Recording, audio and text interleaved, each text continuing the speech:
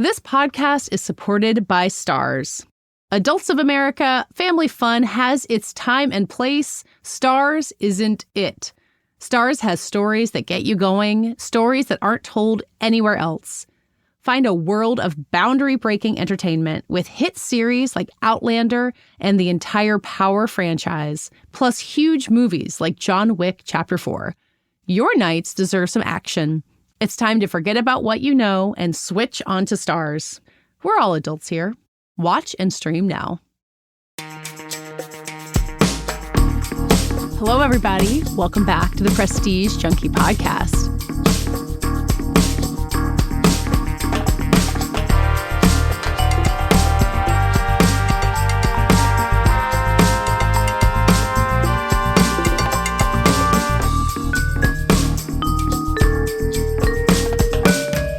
I'm the Anklers Awards editor, Katey Rich. Later in this episode, you will hear me talking to Justin Marks and Rachel Kondo, the creators of Shogun, about their show's incredible 25 Emmy nominations. But first, to go over those nominations and all of the other ones from today, I am joined by my friend, freelance critic and journalist extraordinaire, Jordan Hoffman. Hi, Jordan. Hey, how you doing, Katie? It's exciting to be here on Emmys morning. Yeah. Although, I gotta say, these Emmys, they gotta step up. They're supposed to do it at 5 a.m. like the Oscars. These bunch of lazy slackers. Oh my God, are you kidding me? I could take my children to camp as planned. I didn't have to rearrange my entire morning. No way. It should be war, Katie. It should be war. Look, Cheryl Lee Ralph could not look so bright-eyed to announce these nominations if it had been 5:30 in the morning in Los Angeles. She just couldn't have done it. They did a great job. Fair enough.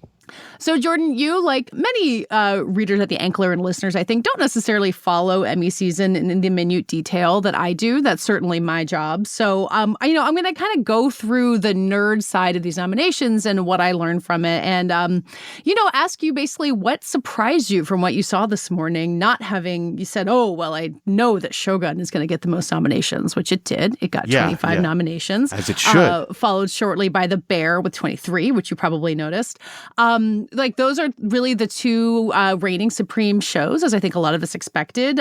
But did that surprise you? Did you see that coming as the outcome this morning? Shogun is great. Shogun deserves all of its praise. It's really smart and engaging, and it looks gorgeous. And it is the best show of the year, so it will win that for sure. Yeah. The Bear, I gotta say, in the people who read The Ankler, read Vulture, read Vanity Fair. We don't talk about our competition, Jordan. Those don't exist. People like that who live in certain zip codes or wish they lived in certain zip codes are obsessed with The Bear, understandably. Do people in the real world watch The Bear? I think so. You think so? I don't think people are as obsessed with it as people in the media elite. Well, that's claim possible. To be. But how much overlap is there between the media elite and the voters of the Television Academy? You're talking about similar crowds there. Yeah, you raise a good point. Yeah, they're all heavily bear-pilled, let me tell you. There's an interesting question to come about season 3 of The Bear, which started airing after the Emmy nominations were submitted, so really had no impact on these nominations at all. But I think has not been quite as well received as some of the previous ones. So I think it'll be interesting to see if that impacts some of the winners in some of these categories. But it's worth noting that The Bear got 23 nominations. It's the most ever for any comedy series, beating 30 Rock, which is pretty impressive. But there were nominees who we thought might get in, like Abby Elliott in supporting actress or Oliver Platt in supporting actor, who didn't make it. Like, The Bear could have gotten even more nominations as if it was as beloved as maybe some people thought it did. So you might be onto something there, that some of the, not that the shine's wearing off, but it's got good competition and other competition got in there. Yeah. No, I think that there is a little Bear fatigue, maybe. And I think that may be evident in the wins. I think the actors are still beloved and being praised because a lot of them are still kind of on the up. But maybe some of the writers, directors that maybe thought they had a sure shot, they may find themselves suffering a bit from a bit of the bear fatigue. We'll see. We'll see. Yeah. I mean, in the comedy series, to stick with that for a little while, like you see the bear getting edged out in some cases by hacks, which I think a lot of us thought was going to be strong. Paul W. Downs, who's one of the show's creators, got his first acting nomination for Hacks. Good for him. Hannah Einbinder in supporting actress and Jean Smart. But then Only Murders in the Building had a really fantastic morning. Like it got our pal Chris Rosen was on the show a few weeks ago arguing that maybe Meryl Streep wouldn't get nominated because there wasn't as much love for Only Murders and people would choose someone else. But it got the third most nominations with 21, including for Meryl Streep. You're a New Yorker. Do you feel strongly about Only Murders in the Building competing here? It's a pretty beloved show. It's a very, you really have to work hard not to like it. Mm-hmm. So I think, whether it'll beat out The Bear sure. Is tough. But I mean, I think, so forgive me, has Martin Short yet won for this? I do not believe he has. I think. All right, so he's going to win this year. This is the problem with recording 10 minutes. No, he's going to lose to Jeremy Allen White, Jordan. No, enough of that guy. No, Martin. No, I bet you $1 American. Okay. It's Martin Short is it's his time. Well, he and Steve Martin are both nominated. Which but it's Martin Short is Steve Martin doesn't need any extra awards. He's won like Mark Twain awards, for God's sakes. He doesn't need an Emmy. I think Martin Short will be the winner here, even though because Jeremy Allen White, he's got his whole life ahead of him. And he just won. Like literally within this calendar year since the Emmys were held in January, as you might remember. Yeah. Well, that lead actor in a comedy category is really interesting. You get Matt Berry getting nominated for What We Do in the Shadows for the first time. You get a nomination for DeFaro Wunatai for Reservation Dogs, which is like The Bear, an FX series, but one that felt like it was a lot less prominent. Like those are really excellent surprises this morning. Putting those guys up against Larry David, C. Martin Short, and then Jeremy Allen White. So it was interesting to see how that panned out. Maybe it is a little bit more flexible than I'm suggesting here. It's nice that those three old timers are going to get to hang out together. And on the Only Murders thing, Selena Gomez got her first nomination ever for the series. Can you believe it's taken her this long to get in? I can believe anything about Selena Gomez at this point. But she's great in the show. I mean, I don't know. She's against I'm looking right here. She's against some pretty big names. So I don't know that she's going to win it, but it's it's nice. It's delightful to see Maya Rudolph and Kristen Wiig, who've worked together so many times, in there together for both of their respective Apple TV Plus shows. Apple had a really good morning, like less in the comedy categories where, those shows, Loot and Palm Royale got their nominations. But it was all over the place for the morning show, which is a drama series, despite starring Jennifer Aniston and Reese Witherspoon, who we've known to be very funny. And it's done very well in the Emmys before, but it got 16 nominations this morning. Wow. I have never watched this show. And I know, and I remember when it started, it did not start with a lot of excitement. I think a lot of people, if you go back in time and look at the reviews of the first season, first few episodes, people were like, eh. Because that was like the first Apple show, pretty much, right? It was like maybe not the first, but it's certainly one of the splashiest. Yes, and when they started with Steve Carell, yes. I think, honestly, people were like, ugh, I don't want to have to deal with another streaming service. I'm going to pretend that this doesn't exist. And I've kind of been like that. So I've never seen the morning show. And now look where I am. I'm a fool. So I think that can be true of a lot of Apple shows. Apple makes these very polished, expensive shows with big stars. And you kind of look around being like, do I know anyone who watched Lessons in Chemistry? Do I know anyone who watched Slow Horses? But all of these shows really cleaned up when it came to nominations. My mom is obsessed with Slow Horses. Yeah, I thought you were going to say that. Yeah, Slow Horses has that parent appeal. She has been yelling at me, why don't you watch Slow Horses? And I'm like, come on, I gotta live. I haven't, but I guess I should watch Slow Horses. It's pretty good. Have you seen it? Be honest. No, it's on my list of things. I mean, who has time for Slow Horses? So I'm embarrassed about the Slow Horses, and my mother clearly was onto something, so I got to check it out. Well, we got some catching up to do. Yeah, so, Slow Horses gets a nomination for Gary Oldman, but also Apple gets a nomination for Idris Elba in Hijack, which is another Apple series that my parents watched that one too. Are your parents Emmy voters? My parents are, I guess they like Apple. I guess they're Apple loyal, but they've been telling me, my dad likes Hijack a lot. you got to watch The Hijack. You know? I mean, it's with a title like that, like, doesn't it sound like a good time? It's thrilling. It's Idris. I think he kicks ass in it. It's like he's chasing baddies around. I don't know. Yeah. So we talked at the beginning about Shogun really leading the nomination total in terms of drama series. It's, head and shoulders above everybody else. It's got 25 nominations. It's followed pretty closely behind, though, by The Crown, which got 18 nominations, including Imelda Staunton and Dominic West in those lead categories, even though I think the sense a lot of us had was that its final season hadn't been met with the same level of excitement. Were you surprised to see The Crown do so well? No, I mean, at this point, I like nominating The Crown is like having a glass of wine with a fancy dinner. You just simply must be done. It's just part of the it's part of the equation. But maybe The Crown will have to settle with just the thrill of nominations at this point. It's fair to say that The Crown's time has passed. Is it weird? I'm going to say something that's maybe weird. Okay. The fact that the Queen is no longer with us maybe makes The Crown a little bit less intriguing in a way. I mean, it's also the idea that they got past the Diana period and everyone's like, this is less fun. And they didn't get into the Harry and Meghan of it all. But, it's just hard for us in this day and age of TV. It's hard for a show to be dominant for so long. The cycle it continues, it resets itself after a little while. So it makes sense for The Crown to kind of be fading. I don't think anyone really doubts Shogun's going to win in a lot of these categories. Like in that lead actor in a drama series category we were talking about with Idris Elba and Gary Oldman.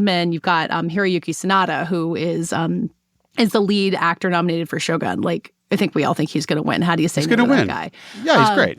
Although I think a lot of us thought Cosmo Jarvis, who plays the token British white guy on Shogun, might also get in for lead actor, and he got left out. So even Shogun can be vulnerable. It was because so many people wrote in Tom Hardy by mistake.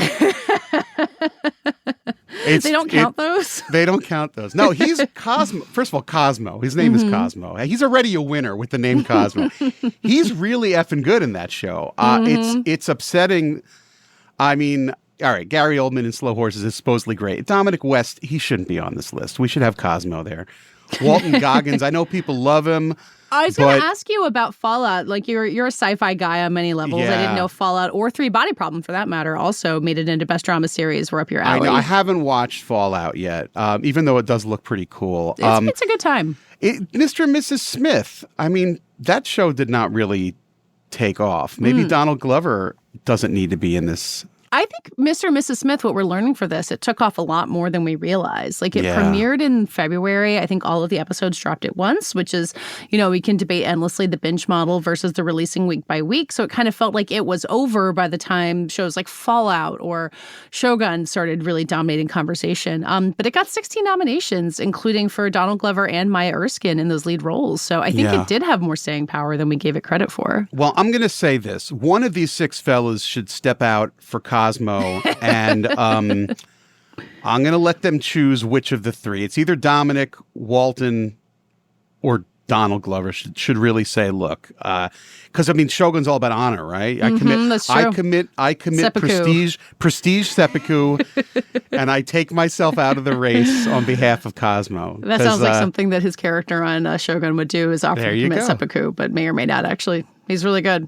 He's so good on the show. He's screaming and yelling the whole time. He's so angry. He's just, it's a great show. Yeah, but also then Hiroyuki Sanada as Toranaga, who's just kind of ruling with a silent iron fist. Yeah, like, you can't he should be the that. winner too. No, he should win, and he will win. All these others are going to come in second place. Well, while we're trying to replace some of these guys, I'd like to make the case for Morgan Spector on The Gilded Age. I don't know if you're a Gilded Age viewer, speaking of being a New Yorker. Yeah, so Carrie Coon gets in for lead actress in a drama series. For the second season, the first season, it got one nomination.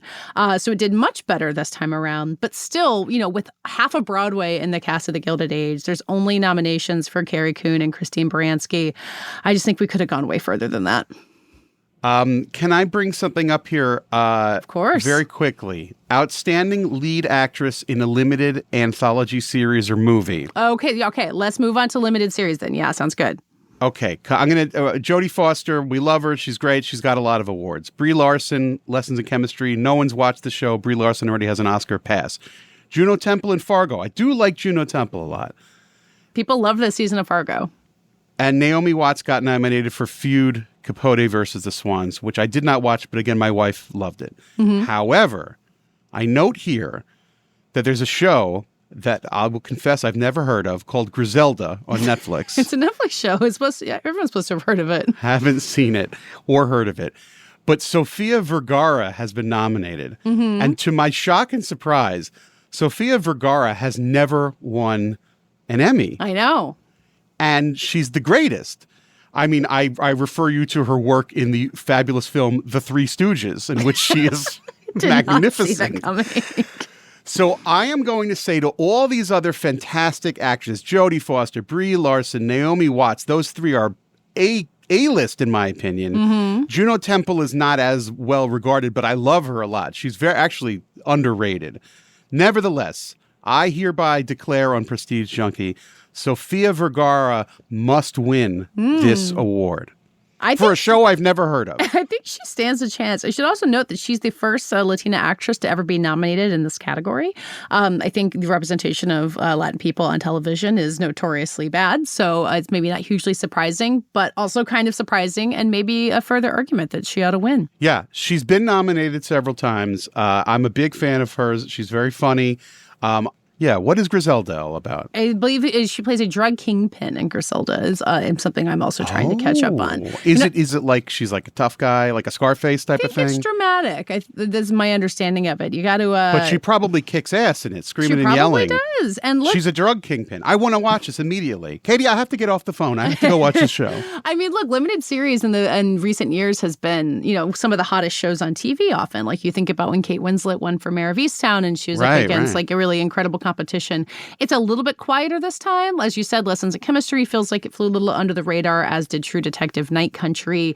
HBO had like two big, huge limited series that debuted in the spring in The Regime and The Sympathizer, which are not especially well represented here at all. Did The Sympathizer get blanked in all the major awards? It got in for Robert Downey Jr. And that is the it. only nomination it got. That's shocking. Not even for writing or directing or anything? I know. It's got Park Chan-wook behind it. Like you would think with a proper international auteur, it would have got in there. So yeah. I watched that. I read the book. I watched it. I wrote about it, and I thought it was excellent. And I'm a little bit stunned. I know. Well, it's one of those things where like something can be really glossy and prestige-y on every level, but in this era of television, like you kind of got to have something else. You can't just get by on name alone, which I think a lot. Masters of the Air also like kind of underperformed here. Got some technical nominations, so it's tough. And somehow Three Body Problem was nominated for what exactly? Because that's such a baffling It was series. nominated in Best Drama Series.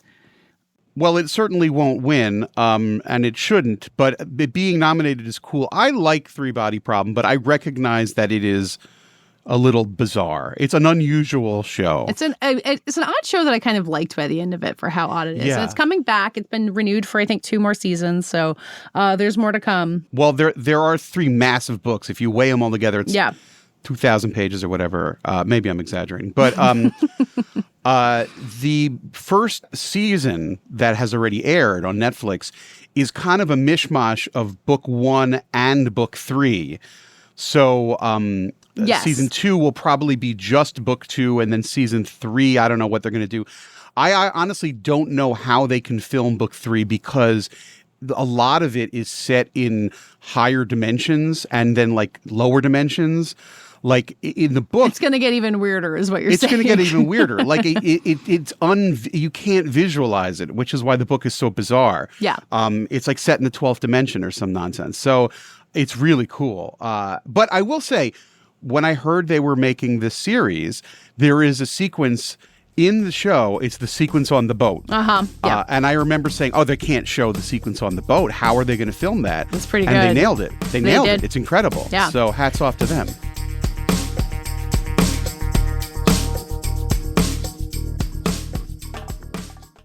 This podcast is supported by Stars. Adults of America, family fun has its time and place. Stars isn't it. Stars has stories that get you going, stories that aren't told anywhere else.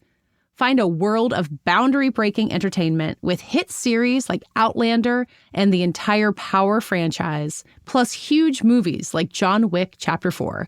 Your nights deserve some action. It's time to forget about what you know and switch onto Stars. We're all adults here. Watch and stream now.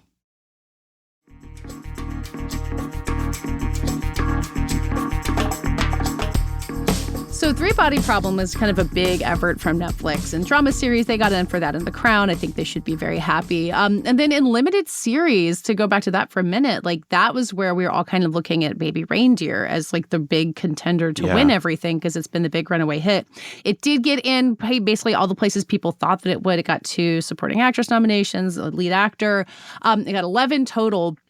But in total, in limited series, 2 other shows got more nominations. True Detective Night Country got 19, most of them in technical categories, which Baby Reindeer isn't as much in. And then also Ripley got 13 nominations in limited series. That's a show that our friends on Film Twitter fell all over in the spring. And it felt like maybe audiences didn't embrace as much. I was thrilled to see Ripley do as well as it did with these nominations. Yeah. Well, yes, when there's a television series that puts a little effort into art design, art direction, cinematography, lighting, film nerds go bananas. So that's what happened there with Ripley, and that's what happened with Shogun a little bit too. I mean, it doesn't look like it was shot in the volume. It's not green screens. I mean, I'm sure there certainly is the use of green screens in Shogun, but it just not as much as the other leading brand. Yeah, I certainly thought that filming Ripley, after The Talented Mr. Ripley was so like beautiful and lush, that filming Ripley in black and white would be such a huge waste. But it wasn't. It's absolutely gorgeous. Yeah, well, they had to differentiate it somehow. So yeah, and Dakota Fanning got in for supporting actress. It's her first ever Emmy nomination, and she's also up against Lily Gladstone, our friend from Oscar season, got nominated for Under the Bridge. She was the first ever guest on this Prestige Junkie podcast, so we have a special affection for her. I saw Under the Bridge. Oh, you did? It's so good. Yeah, well, let's not get carried away. It's not so good. I liked it a lot. It's good. No, it's good. It's good. It's thumbs up. I recommend it. It's quality good. The best thing in it is Lily Gladstone. Mm-hmm. Like when she's not on the screen, it's like where's Lily Gladstone? Riley Keough is fine, and then Lily Gladstone enters the scene. It's like, oh, now we got some action here. So, in my opinion, she's the only nomination the show got, so it seems clear that people were kind of eager to, keep her on their radar after the Oscars. She's so good. Although I will say, Emma Stone, who beat out Lily Gladstone for that Best Actress Oscar, neither she nor anything connected to The Curse got any Emmy nominations whatsoever, which is maybe not hugely surprising. That show was very alienating, but it was also very acclaimed. Like, I thought at least Emma Stone might get in there. Let's put it this way. I'm going to talk once again about my parents. My parents did watch The Curse. Did they really? And they hated it. I bet they But did. they tuned in every week because that was a week to week. And they still watch it. I don't know what drew them in. I think maybe it was Emma Stone. I don't know. But they watch it every week and they say, ugh, I can't believe we're watching this stupid show, The Curse. I hate it. I hate it. I hate it. I know why they watched it. You know why they watched it? Because they met Benny Safdie once. Oh, did he seem like a nice boy? So they that boy Benny we met. We should, because my parents met, not that I'm friends with Benny Safdie, but I happened to have been in a situation where I was there and he was there. And I said, hey, Benny, meet my parents. So now they're fans of his. And my father even said, it's funny. My father even said on the phone, your friend Benny is in a terrible show. I'm like, he's not my friend. I just, I interviewed him once or twice. He's not my friend. Your friend Benny needs to clean up his act a little bit. I'm like, all right, I'll let him know. He does seem like he'd be very good at meeting parents. I'm just throwing that out there. Yeah, he's a nice boy. He's a nice boy. Yeah, too bad for The Curse. I'm still parsing through this, so I think there are other shows that got what got blanked? What got blanked? Except for sound design. The best show of the year, the best show in the galaxy, Star Trek: Strange New Worlds. And you know what and I know people are going, oh, give me a break. Star Trek. First of all, Star Trek not getting Emmys is a tradition that goes back 60 years. They never get Emmys. But Star Trek: Strange New Worlds is the best thing that's happened to Star Trek in 20 years. It's really great. And for people who don't know which one Strange New Worlds is, that's the one with Anson Mount and Ethan Peck as Spock. And it's basically, for all intents and purposes, it's basically a reboot of the original Star Trek. I mean, it's not, but it kind of is. It's set in the old time zone. It's got the pop and the look. It's fun. It's funny. It's week to week. You don't have to watch a lot. All you need to know is Spock is logical. The captain is a hero and everybody else is having a good time. And it is so good for Star Trek fans and for noobs. And there was part of me that wondered maybe, I mean, I didn't think it would get, the big awards, but I thought at least more than just sound design. Which, I mean, it has great sound design. Don't get me wrong; it's got all those whistles and beeps of the spaceships and whatnot. But it deserved more. There's certainly a challenge with Paramount Plus as a network, as well as Showtime, which has now been roped into it. I mean, Frasier had a reboot. I think some of us thought Kelsey Grammer might get nominated for Best Actor in a Comedy Series, a place he's very familiar. But you get some technical nominations there. Lawman Basseries with very good David Oyelowo also could have been in the mix there. And even I've been meaning to watch that, and I haven't because it's Paramount Plus, and people forget it exists. Well, and even for Showtime, it has The Curse, which we just talked about, and then Fellow Travelers. It got nominations for Matt Bomer and Jonathan Bailey, which is, good work there. But, I think it could have gotten a lot more. So there's still some bias there. What's the deal with all the Yellowstone Sheridan stuff? Did that get any? Well, Taylor Sheridan was involved in Lawman Bass-Reeves. I don't know about Yellowstone specifically being eligible this time around. I'm not sure there was much of anything that could have been up for. Right. Maybe they've been busy trying to get Kevin Costner off the Horizon plane and back into the series. But I will that say, whole disaster. Speaking of networks that struggle to get attention, the streaming wars, Peacock did manage to get 2 big nominations at last for The Traitors, which made me very happy. It got nominated for Outstanding Reality Competition Program, which is a really notoriously hard category to break into. Like, they just go for Amazing Race and Top Chef and RuPaul year after year after year. And Alan Cumming got in for host. Alongside RuPaul, who will probably win yet again. But I was just delighted to see The Traitors break through in that way. How about any awards for CBS, ABC, NBC? Well, ABC, you've got Abbott Elementary, which is going very strong. It got 9 nominations total, which, it might have deserved to do better. I think CBS, some people think that Ghosts might make it in one of these years, but it hasn't done it yet. But I think you see the networks really in the late night categories, or the Tonys get nominations and the Oscars. Oh, that doesn't and count. all the... You know what I mean. Television shows on Channel 4. I want to watch something on Channel 4, Channel 7, and Channel 2. I do know what you mean. I will say for Abbott Elementary, I talked to Lisa Ann Walter a few weeks ago about that show and was really hoping maybe this would be the year that she'd get that supporting actress nomination. It didn't happen. It was Sheryl Lee Ralph and Janelle James instead. But yeah, hopefully next year for Lisa Ann Walter. Jordan, you have an Emmy story you want to share, but before I let you close us out, I just want to shout out one more thing I was delighted to see happen.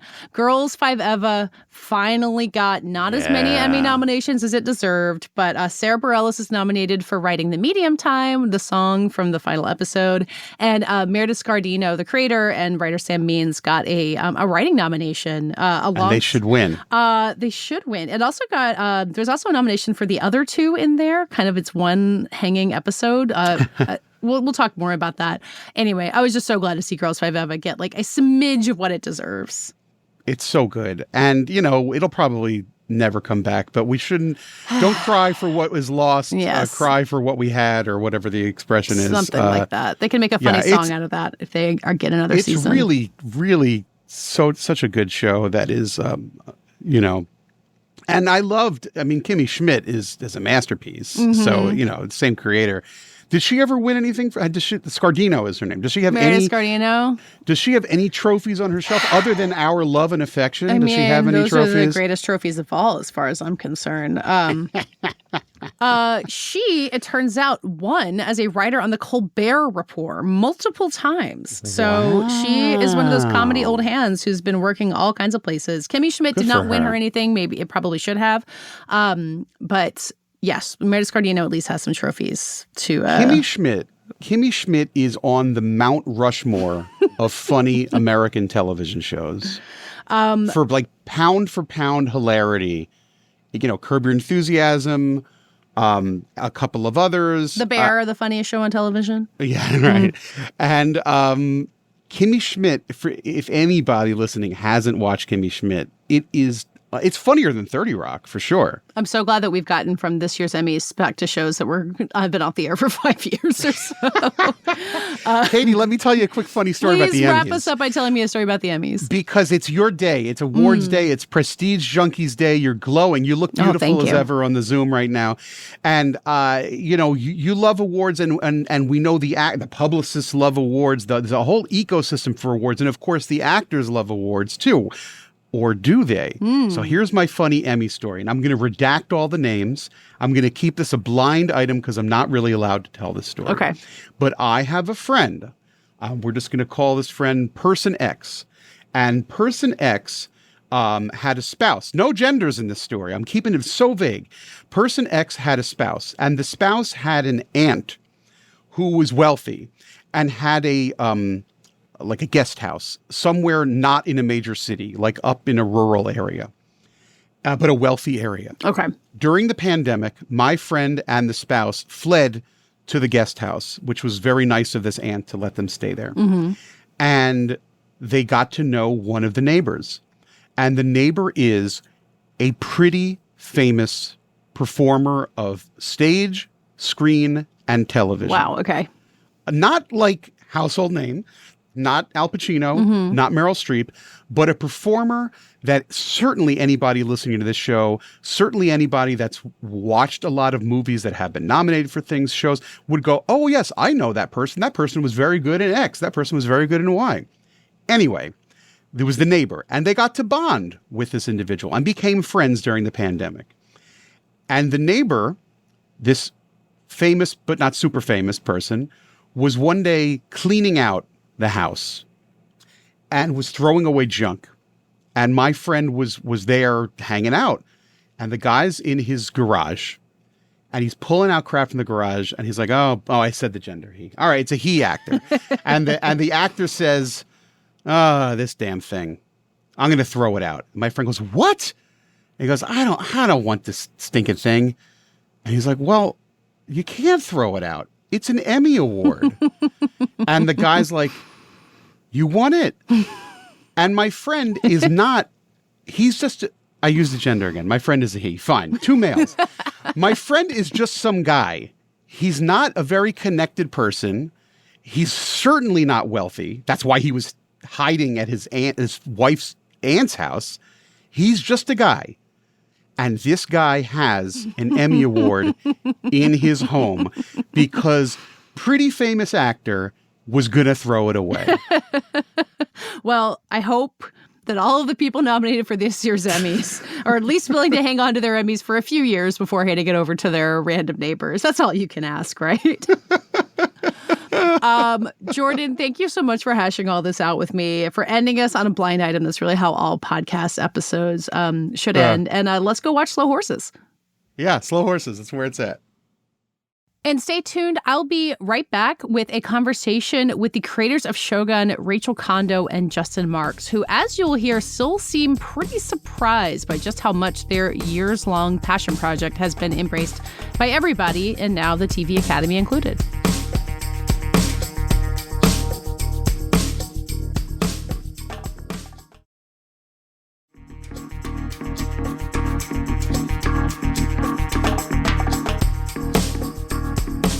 Rachel and Justin, it's my understanding that you guys are in the writer's room for season 2. Like today, you have been for a while, and yet you're sitting here talking about your Emmy nominations. How weird is today, just overall?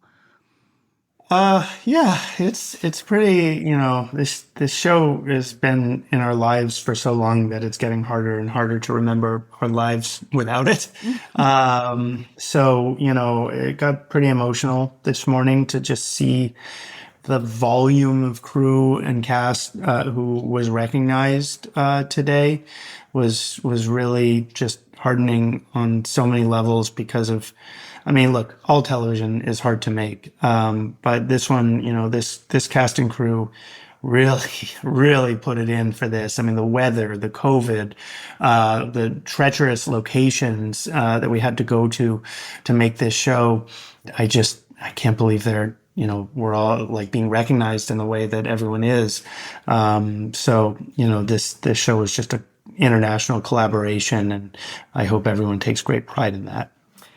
Yeah, it feels like this has been a very long series of I can't believe it. Mm-hmm. It's been I can't believe FX would take such a risk on such a show. I can't believe we got the cast and the crew we did. I can't believe we survived as long as it took to shoot this show. I can't believe that anybody is watching it. And now it's like, I can't, the fact that people are responding to it is a testament to having made something uniquely collective. It feels like we made something that was special because it was made by so many people who strove for excellence. And that has been the most gratifying thing. Yeah. I want to ask this that doesn't make you feel like you have to pick a favorite child, but there's so many technical accomplishments on Shogun, and I think maybe some are easier for people to see than others. Is there anything among the nominees that you're like, oh my God, I'm so glad they recognized that. I'm so glad that didn't get left out of all the incredible things that make this show? I wouldn't. It's tough. Yeah, it is tough. I mean, I think in certain ways, just the pride in seeing Hiro Sanada and Anna Sawai nominated in lead actor categories and being recognized in that way. One just really jumping into this career in the last few years, and the other one he's been here for decades. Since he was 7 years old. Both being recognized is really. I'm very proud of that. And feels really like a heartening thing to get to witness, so between all of them, those would be the ones that just, Hiro put so much into this show, not just as star, but also as a producer with us. And still is. Yeah. Just really, so proud to be in the trench with him. Yeah. The most emotional I've gotten thus far is when we saw that Anna had been recognized the way she has been, or she is currently, simply because what she has done, I felt, speaks to me as a young girl growing up in the 80s and 90s, never thinking.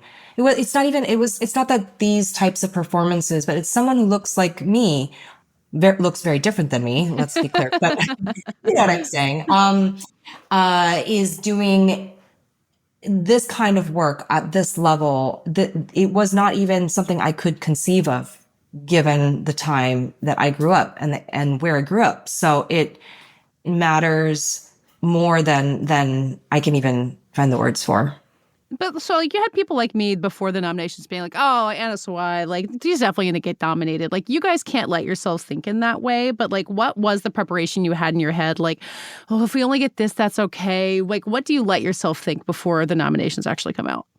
That's a good question. Yeah, I think there's such a, and this is why it's such fallacy to sort of look at, something being recognized and look at it through the lens of hindsight, because I do want to point out, and it speaks to not just all the crew, cast, writers who worked on this show, but also FX who supported this show, that, the fallacy to me that exists is that any of this was inevitable, that any of this was something that seemed obvious to anyone at the time. The great risk taken by FX to believe in this show at the beginning, but also the great risk and sacrifice taken by everyone to commit to this show. It wasn't the one that everyone was like, yeah, obviously that one's going to be something that's going to be a successful show and get recognized. And I think that, part of the reason why I'm proud to be around the people I'm around on this show every single day, and it starts with the writers who we are around in season 2 right now, is that none of this show was obvious to anyone, and they made it. They willed it into being as a show that felt like it could speak to something today, and it could have something new to say. And it's a wonderful book, and they brought that book into a whole new era, and so it's something that I feel like we're on the journey for, when it comes to how we recognize writers in the television business. But I'm so proud of the writers without whom this show wouldn't exist, and feel like the series nomination is a nomination for them as a collective body, and it's like without that it wouldn't have been anything. And then not to mention all the directors and the cast who sort of signed on to this, to sort of do this and to. But they signed on to shoulders. what the writers had initially done. Yeah. That's a good way to put it. Yeah. So my colleagues who talked to agents and development execs, I think right before Shogun premiered, were like, nobody wants to make period pieces anymore. It's all over. They all want different stuff. And I wonder if you guys get a sense that Shogun has changed that. You already have what you're working on, obviously, but are you hearing from other people in the business? Is there a sense that like, okay, yeah, period dramas, people are willing to take that gamble again? I don't know. It sounds like all we hear is they just want another Shogun because that's what we're being asked to do. Well, literally, you guys do have to make another yeah, Shogun. it's just more of that, please. Given that this is what I love to watch, I do have, I don't know, a handful of ideas. Yeah. That may or may not involve costumes and accents. This is Shogun is the Venn diagram overlap of Rachel and my taste, when it comes to, I don't know, the high and the low of the sort of genre stuff that I love and the prestigious accented costumed world that Rachel loves. And I think that's part of why we really wanted to do this together, setting all, because it really had nothing to do with, for us of cultural considerations. It was this idea that we really both love this book and I've never done a costume thing before, and Rachel lives and breathes that stuff, and it felt like, this could be something nice as long as we can get plenty of swords and cool armor into the middle of it. It could be a good marriage. Yeah, I thought that my being involved was a great idea because I'm of Japanese heritage. In fact, it was my undying devotion to BBC productions. And romances that take place over glimpses and silences and like and that. hand washing. Lots of horse it's the rides through best. nature and looking out over Lots cliffs. of talking. Nothing Yeah. better than a romance that no one ever says out loud. I feel like now we're finally understanding that all over again. Yeah. Last question before I let you guys go. You're at work when you're done with all, like, do you guys get to celebrate together, or do you have anything planned to just like take a moment and breathe and let this sink in? That's what I suggested. I said, what about one mimosa? Let's get back in the writer's room. Yeah, we got right into it. It did occur to me, we don't even have like a babysitter tonight, do we? We're just That was honestly my real question. As someone with kids, like, you can at least like go get a cocktail for an hour during bedtime or something like that. Yeah, should no. try to figure that out. We should try to I've been trying to tell our 3-year-old and our 4-year-old, guess what happened? Mm-hmm. I want yogurt. Yeah. So-and-so pushed me. All the cats, the dogs, everybody who needs food right now. That's been our morning. Don't invite any of them to the Emmys. They don't No. deserve seats at the show. Although our 4-year-old says she wants to work on Shogun. So Ooh. All right. Yeah. We'll look out for that cameo in season 2, maybe. yeah. Thanks for listening to this week's episode. I will be back next week for an episode that asks the question, you're an Emmy nominee, so now what? So please stay tuned for that. A few things before we wrap up. I would love to hear your thoughts on today's Emmy nominations. If you have burning questions or hot takes, send me a voice memo. Email me, Katey@theankler.com. Try to keep it concise, and we might be able to include it on next week's episode. Also, if you're listening on Spotify or just want to click over to Spotify, we have a poll asking you which of Jordan Hoffman's parentally approved series you'll be catching up on now that they are Emmy nominees. Fill those out, and we might be able to talk about that next week as well. This show is edited by Brett Fuchs and co-produced by Brett Fuchs and me. Our theme music is by Dave Gonzalez. Thanks again to my co-host, Jordan Hoffman. Get the Prestige Junkie newsletter, which is also covering these Emmy nominations, by going to theankler.com. And subscribe to this podcast on Spotify, Apple, or wherever you get your podcasts. We will see you next week. This podcast is supported by Stars. Adults of America, family fun has its time and place. Stars isn't it. Stars has stories that get you going, stories that aren't told anywhere else. Find a world of boundary-breaking entertainment with hit series like Outlander and the entire Power franchise, plus huge movies like John Wick Chapter 4. Your nights deserve some action. It's time to forget about what you know and switch onto Stars. We're all adults here. Watch and stream now.